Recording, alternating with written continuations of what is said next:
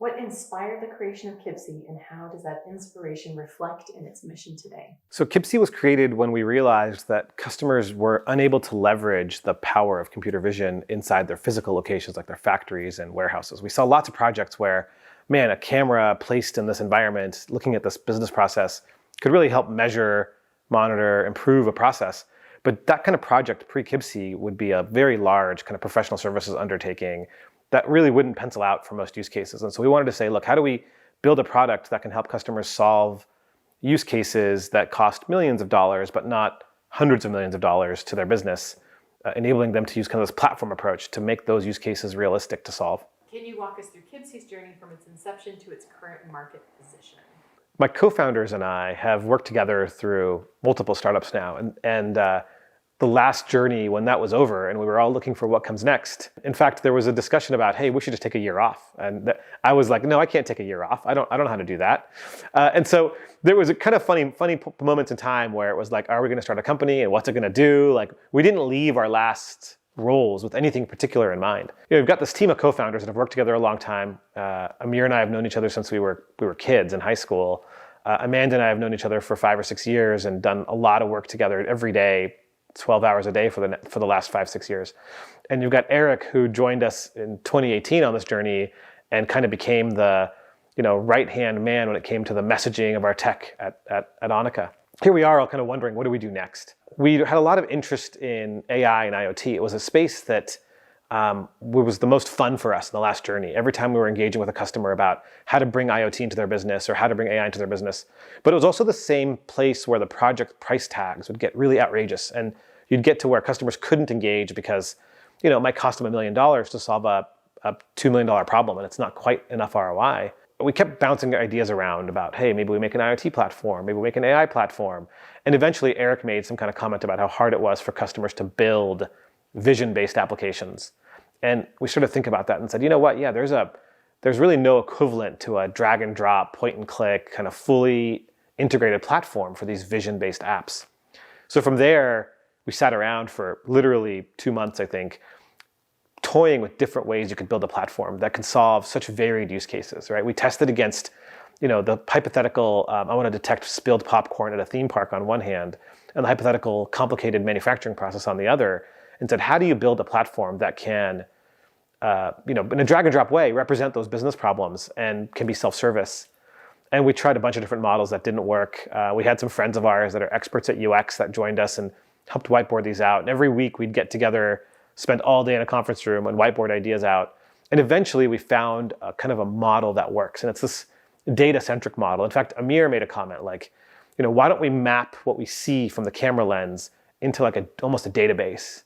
And then we can apply all the logic. And so it was kind of this 2-step approach, as opposed to trying to go right from the camera to some outcome.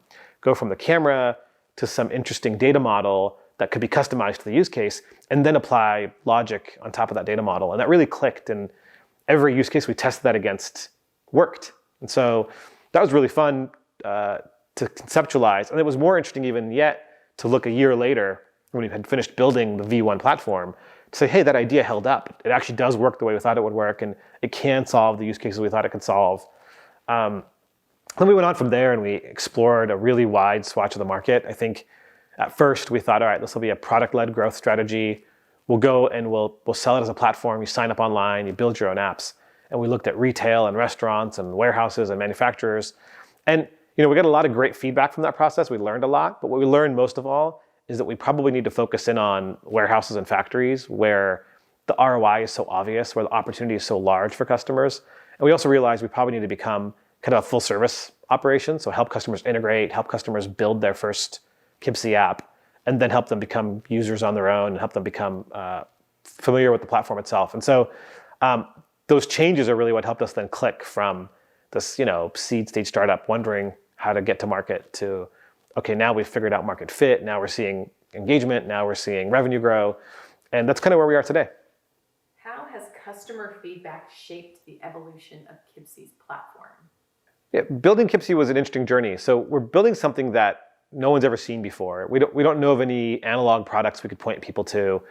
And we're telling you, hey, we're going to use cameras to solve your business problem. And the interesting part about that is the first place people's heads go is like self-driving cars or these kind of extreme use cases.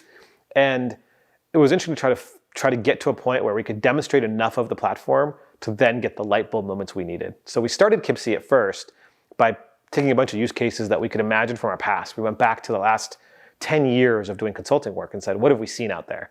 We wrote them all down. And that was our first set of guidance, was this like historical understanding from customers of the past. Then we built enough of the platform to demo it and get it in front of people and be able to produce some real output. And from there, we've taken a pretty customer-led journey, right? Because customers have needed to do a use case on our platform that we couldn't solve, we add a new feature. So every day, we're adding some new feature, some new detector, some new capability on the vision side or on the SaaS platform because there's a customer use case that needs that. That's been really fun. That's been really fun to do because every time you build a new feature now, it goes right into some real use case. We were lucky enough to have customers that recognized the value of working with a startup, that liked that engagement style and said, hey, great, we're gonna provide you constant feedback. We're gonna tell you what we need and we're gonna be patient while you build it. That's been a great experience.